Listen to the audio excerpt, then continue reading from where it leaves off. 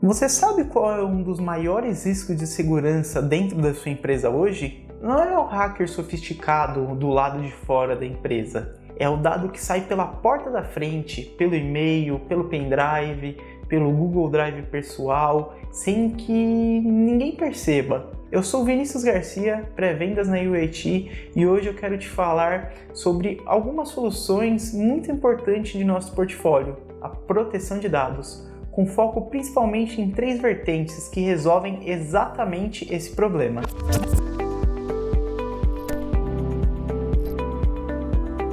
Hoje nós trabalhamos com Proofpoint, então vou abordar aqui 3 verticais do nosso produto. O DLP de Endpoint, o DLP de e-mail e o CASB, que é a governança ali de aplicações em nuvem. Fica comigo porque em menos de 10 minutos você vai entender tudo sobre onde o seu dado está, em que risco você tem agora e como a gente resolve isso. A dor real.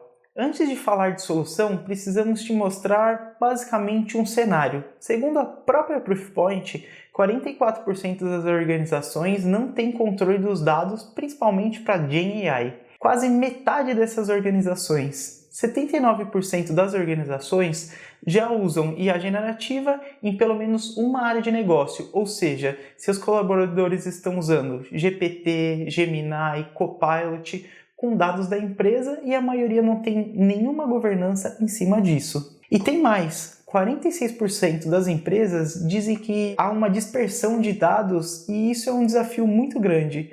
Dados espalhados em nuvem, SaaS, e-mail, endpoint, servidor, sem uma visibilidade centralizada. Agora me responde uma coisa, você sabe quais dados estão saindo da sua empresa neste momento? Pelo e-mail, pelo computador de um colaborador ou, por exemplo, por um aplicativo de nuvem não homologado? Se a resposta for não tenho certeza, você tem um problema que precisa ser resolvido. Quando nós falamos da parte de DLP de Endpoint, nós começamos ali olhando o computador daquele colaborador.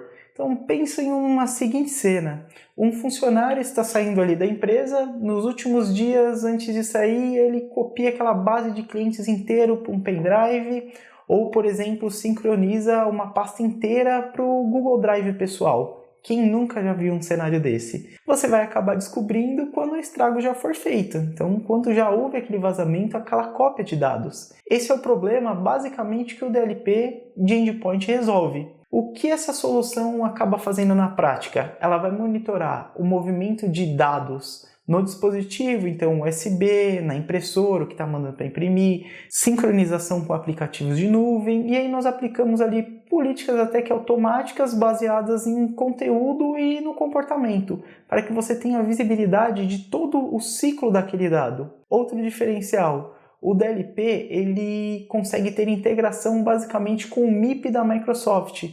Quando você já fez toda aquela classificação de dados diretamente pelo Office 365, hoje no caso M365, e aí nós conseguimos respeitar esses rótulos, então você não começa do zero.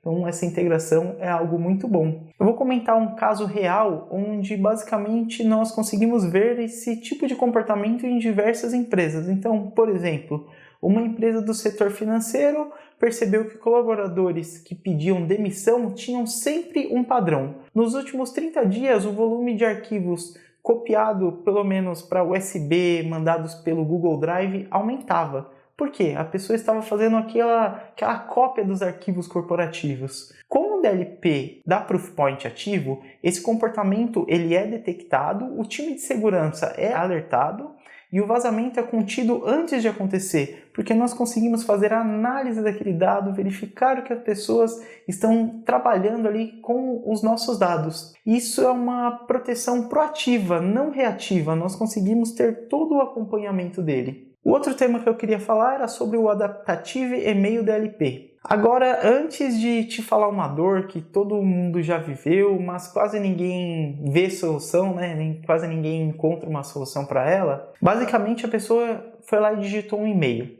Então ela foi lá e mandou para o destinatário errado. Parece simples, mas qual é o impacto? Uma pesquisa da própria Proofpoint aponta que 40% dos colaboradores já enviaram um e-mail para um destinatário errado. Ou seja, 40% é um número muito elevado.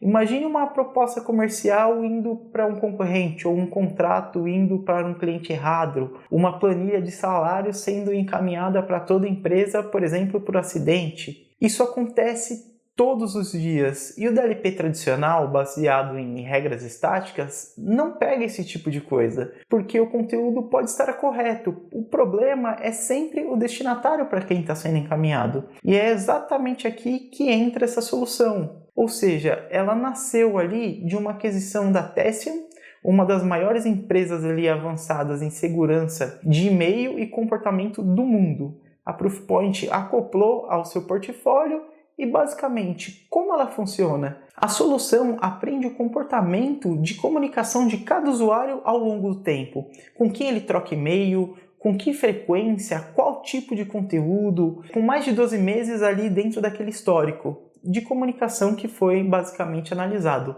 Ela constrói um modelo que é basicamente normal para aquela pessoa. Quando ela foge do padrão, por exemplo, um destinatário que não deveria ser copiado, um anexo suspeito, um comportamento que não bate com o histórico, o sistema age. E como ele age? Como se fosse com um aviso contextual naquele exato momento. Antes do envio, o colaborador vê uma mensagem. Você tem certeza que quer enviar esse conteúdo para esse destinatário? E tem a chance de corrigir antes que ele vire um problema. Ou seja, nós não bloqueamos o trabalho sem criar ali nenhum atrito desnecessário, mas fazer esse contexto com inteligência. Pense agora em um caso de uso, ali um escritório de advocacia precisa proteger ali a comunicação com os clientes. O risco maior não era o ataque externo, era o vazamento acidental de informações, principalmente aquelas informações privilegiadas por e-mail. Com o adaptativo e-mail DLP ativo, nos 30 primeiros dias ali foram identificados e bloqueados dezenas de casos de uso de e-mail onde os dados sensíveis estavam sendo enviados para destinatários não relacionados àquela causa específica, àquele conteúdo, nenhum baseado em regra manual, ou seja, tudo detectado pela IA comportamentalmente. Nós acabamos vendo isso muito no mercado. As pessoas... Quem nunca mandou um e-mail copiando a pessoa que não deveria e depois na próxima thread nós fomos obrigados a tirar? Então esses pontos são bem importantes ali onde nós conseguimos conter tanto o vazamento onde a pessoa está tentando fazer ali, está causando isso, quando ela basicamente acabou fazendo de forma não intencional. Agora eu queria abordar com vocês o CASB. Vamos para um problema que cresceu nos últimos anos junto com o trabalho remoto e principalmente com essa adoção de SaaS. Aquelas nuvens principalmente não homologadas e sancionadas pela nossa empresa. Você sabe quantos apps de nuvem hoje os seus colaboradores estão usando? Quantas ferramentas SaaS eles utilizam? Não aqueles aplicativos que o TI aprovou, que o TI paga, e sim aquele que ele realmente usa no dia a dia, sem pedir permissão nenhuma para a gente. Segundo dados de mercado, uma empresa com porte médio basicamente tem entre 1.500 apps de nuvem em uso. Ou seja, a maioria deles o TI nem sabe que existe e as pessoas estão ali fazendo uso diariamente. Isso se chama Shadow IT e é exatamente onde o dado sensível vai e é ali exatamente onde ele vaza.